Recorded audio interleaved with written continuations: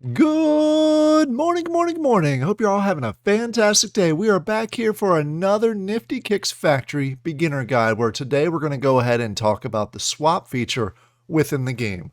So let's go ahead and jump right in the game by pressing play now, and it's going to take us over to the game itself.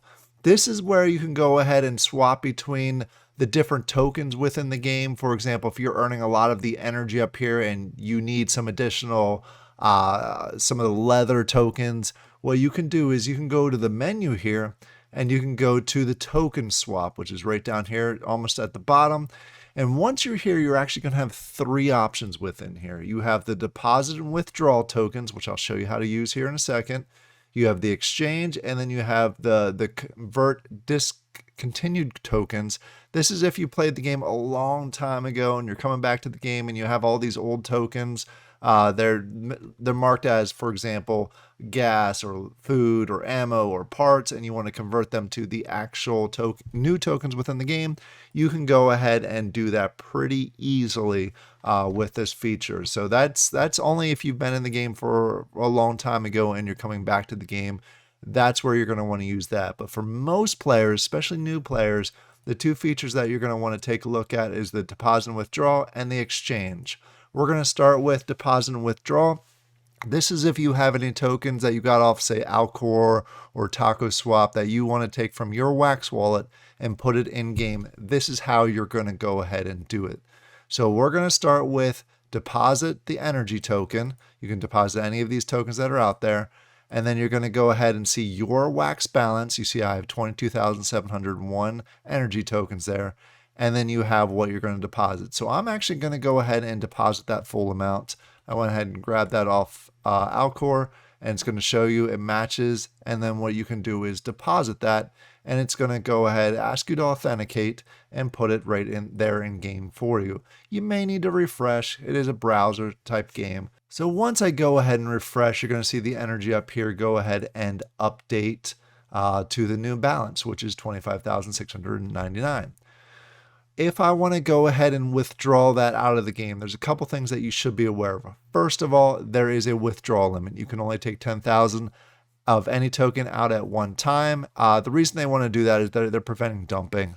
A lot of games kind of do this. They limit how much you're going to take. They either limit how much you're going to take out of the game, or they limit how often you can take it out of the game. Just trying to prevent anyone from grabbing all their tokens and dumping super fast. The other thing they should be aware of is there is a withdrawal fee. This is also pretty standard with games. When you're trying to take tokens out, they take a fee from it. It helps the developers continue with the game. It's a normal practice within Web 3.0 gaming. So if I wanted to go ahead and take it out, I'm not actually going to take it out. You're going to see my game balance here. Say I want to go ahead and take 1,000 out. I can go ahead and do that and remove it. And it's going to show you the actual withdrawal amount minus the 7% fee that you're going to be added there. I'm not going to withdraw because I want to keep it in here. The next thing I want to go ahead and show you, once you have the tokens within the game, for example, say I wanted to go ahead and transition energy token over to the leather token above here. I want to try and get up to close to 5,000 leather tokens. So what I'm going to go ahead, it's still within the token swap section that we're in right now. Go to the drop down menu and hit the exchange. And what you're going to have the option to do is go from the energy token over to any of these four. These are the production tokens that allow you to craft different items within the game. So I want to go ahead and convert from energy to leather. So I select that.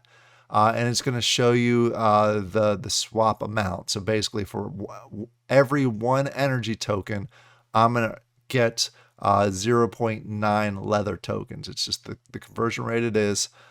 So what I'm going to go ahead and do is I'm going to convert 5,000 of this energy token, and you're going to see it's going to turn into 4,500, which will get me over the 5,000 that I'm looking for. I could do the exact math, but it's much easier doing it this way.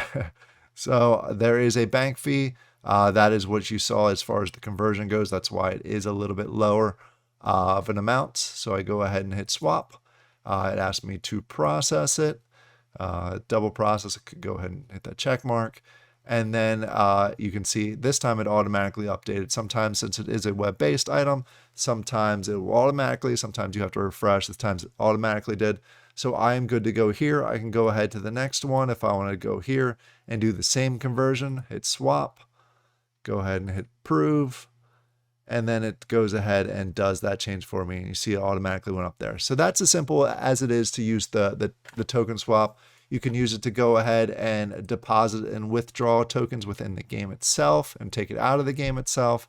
And you can do exchanges within the game to make sure like you take energy and put it into the other tokens. And last but not least, if you were involved in the game a long time ago and you're coming back after a long period of time and you have the old tokens of gas, food, ammo, and parts, you can go ahead and make that exchange and put it into the current tokens within the game. I hope this guide was helpful. What we're going to try and do is continue to put out new and more guides to make sure that your transition or onboarding to Nifty Kicks Factory as easy as possible. So if you have any items that you would like to see beginner guides on, go ahead and put them in the comments. I hope you all have a great day, and I'll talk to you later. Bye.